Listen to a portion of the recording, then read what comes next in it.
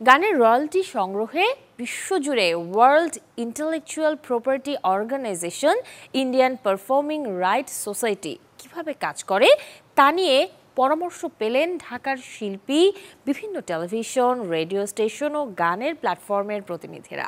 মঙ্গলবার ওয়াইপো ও Japan copyright অফিসের সহযোগিতায় ঢাকার একটি হোটেলে দিনভর হয় আলোচনা, যেখানে উপস্থিত ছিলেন বাংলাদেশ কপিরাইট অফিস ও Bangladesh Lyricist Composers and Performer Society সহ সঙ্গীত সংশ্লিষ্টরা।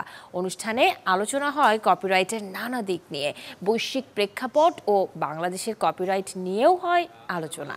দিনব্যাপী এই আয়োজনে অতিথি হিসেবে অংশ নেন নকিব খান, শহীদ মাহমুদ জঙ্গি, হামিন আহমেদ, ফুয়াদ নাসের বাবু, মাকসুদুল হক, সুজিত মোস্তফা, মানাম আহমেদ, প্রিন্স মাহমুদ, অর্ণব, বালাম, আলিফ আলাউদ্দিন, রাহুল আনন্দ, প্রীতম হাসান সহ আরও অনেকেই।